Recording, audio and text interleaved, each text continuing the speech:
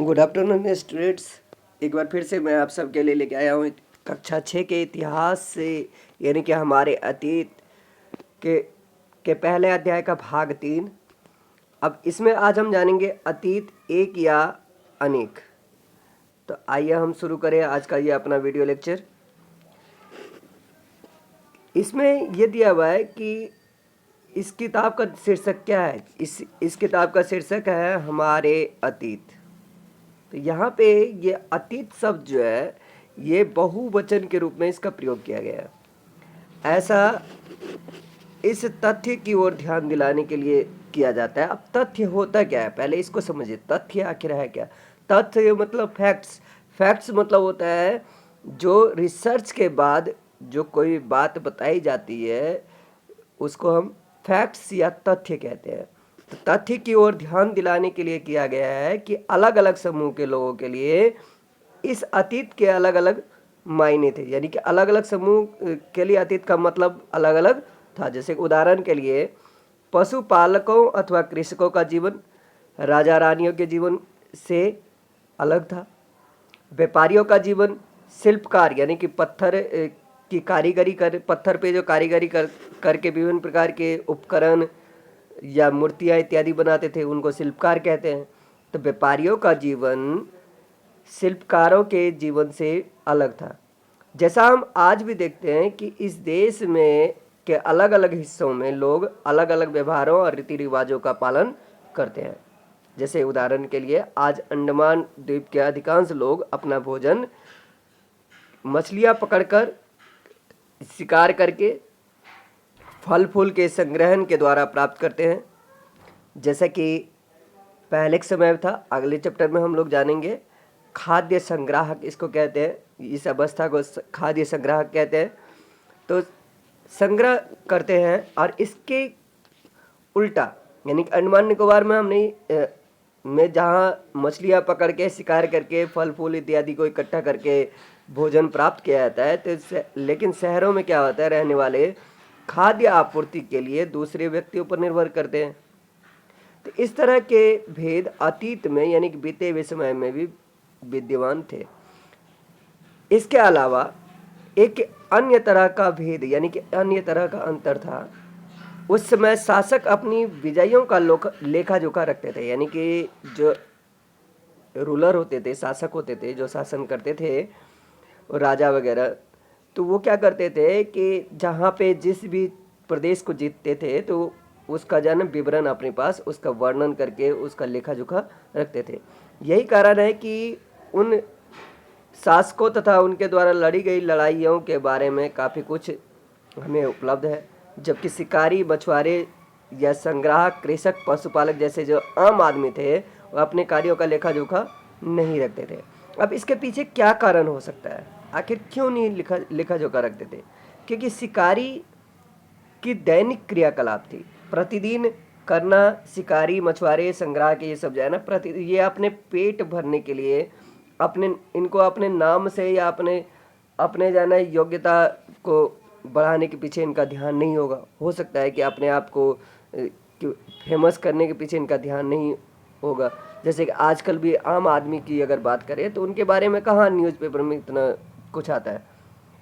तो इसी तरीके से उस समय के भी ये आम लोग जो थे अपने कार्यों का लेखा जोखा नहीं रखते थे, क्योंकि ये अपने गुजारे के लिए इन चीज़ों का संग्रहण करते थे या ये चीज़ करते थे। पुरातत्व की सहायता से हमें उनके जीवन को जानने में मदद मिलती है, हालांकि अभी भी इनके बारे में बहुत कुछ जानना शेष है, यानी कि बाकी है। अब हम जानते हैं तिथियों का मतलब।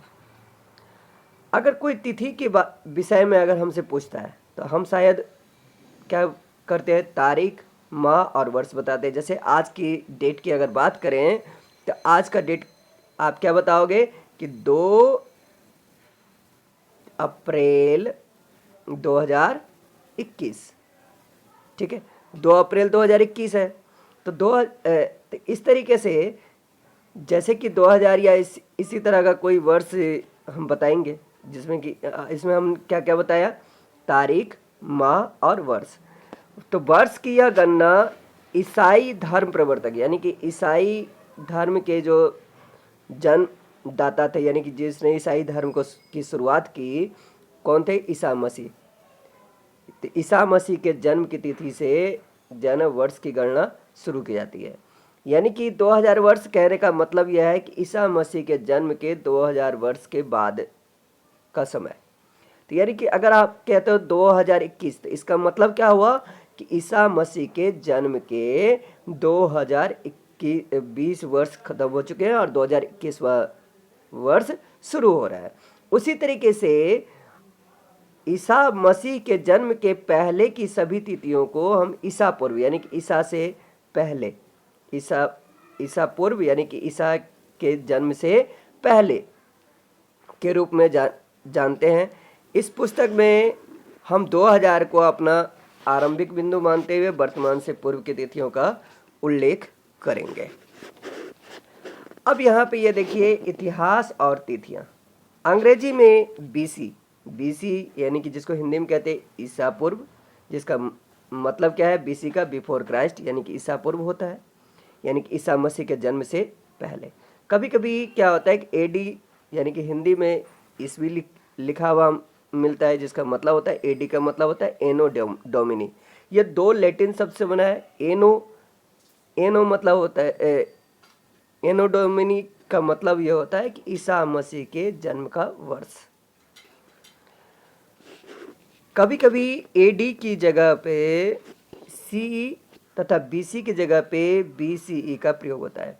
तो सी का मतलब है कॉमन एरा, यानी कि वर्तमान समय, कॉमन एरा, और बीसी का मतलब है बिफोर कॉमन एरा, यानी कि वर्तमान युग से, यानी वर्तमान समय से पहले का समय, पहले का समय। विश्व के अधिकांश देशों में अब इस कैलेंडर का प्रयोग समान हो गया। भारत में तिथियों के इस रूप का प्रयोग लगभग 200 वर्ष पहले आरंभ हुआ था। कभी कभी अंग्रेजी के बीपी अक्षरों का भी प्रयोग होता है, यानी कि इसका मतलब होता है बिफोर प्रेजेंट। अब आगे ही हम देखते हैं अन्यत्र। जैसा कि हमने पहले पढ़ा कि अभिलेख क्या होता है? कठोर सतहों पर उत्कीर्ण, यानी कि खुदाई करके जो बनाया जाता है उसे हम क्या कहते हैं? अभिलेख कहते हैं। इनमें से कई अभिलेख कई सौ साल पहले लिखे गए थे। सभी अभिलेखों में लिपियों और भाषाओं का प्रयोग हुआ है। समय के साथ साथ अभिलेखों में प्रयुक्त भाषाओं, यानी कि प्रयोग की गई भाषाओं और लिपियों में भी बहुत बदलाव आ चुका है। विद्वान यह कैसे जान पाते हैं कि क्या लिखा था?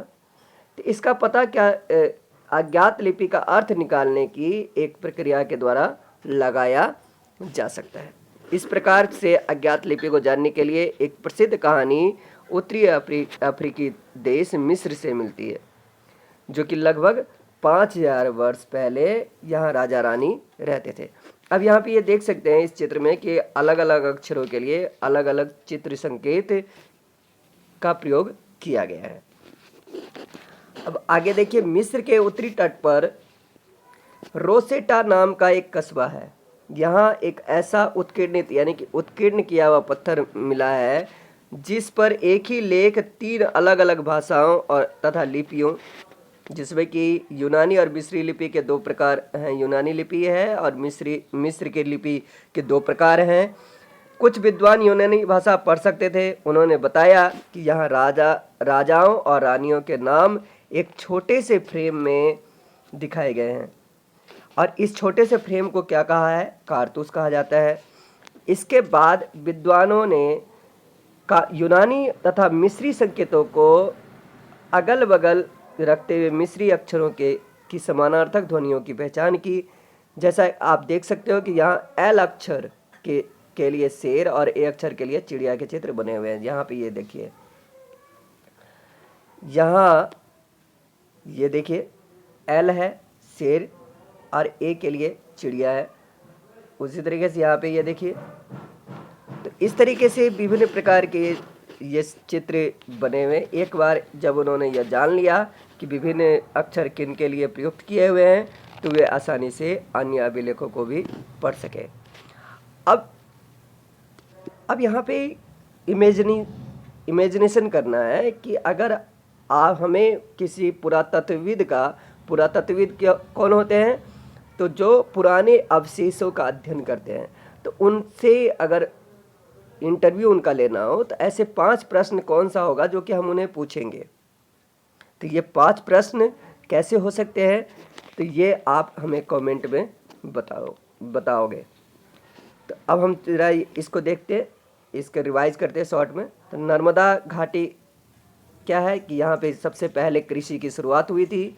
मगध में क्या है कि प्रथम मगध में लगभग यानी कि मगध जो है ना पहला बहुत बड़ा राज्य था, और गारो पहाड़ियों में आखेट और संग्रहण केंद्र प्राप्त किए गए। सिंधु तथा उसकी सहायक नदियों की अगर बात करें तो यहाँ पे प्रथम नगर बसे थे, और गंगा घाटी में लगभग 2500 वर्ष पूर्व के नगर मिलते हैं। पांडुलिपियों तथा अभिलेखों में क्या अंतर है, तो इसको हम जानते हैं। पांडुलिपि क्या होती है कि हाथ से लिखी गई मतलब विभिन्न प्रकार के ताड़पत्र, भोजपत्र इत्यादि पे लिखे गए जो लेख होते हैं उसको हम पांडुलिपि कहते हैं। और अभिलेख क्या होता है कि विभिन्न पत्थरों के सतह पर या धातु के सतह पर जो खोदे गए लेख होते थे, जो कि विभिन्न प्रकार के व्यापारी या राजा महाराजा के द्वारा तैयार करवाए जाते थे, उसे अभिलेख कहते हैं। तो इसके बाद हम लोग इसमें जानते हैं कुछ महत्वपूर्ण तिथियां, जैसे कृषि का आरंभ 8000 वर्ष पहले हुआ था। सिंधु सभ्यता के नगर 4700 वर्ष पहले थे। गंगा घाटी का नगर मगध का बड़ा राज था 2500 वर्ष पहले, और वर्तमान का मतलब है लगभग 2000 वर्ष पूर्व। तो ये अभी के लिए फिलहाल इतना ही। अगली वीडियो में हम जानेंगे अगले अध्याय यानी कि हम इसमें जानेंगे अगली वीडियो में खाद्य आखेट यानी कि शिकार, खाद्य संग्रह से भोजन उत्पादन तक। तो अभी के लिए फिलहाल इतना ही, मिलते हैं अगले भाग में।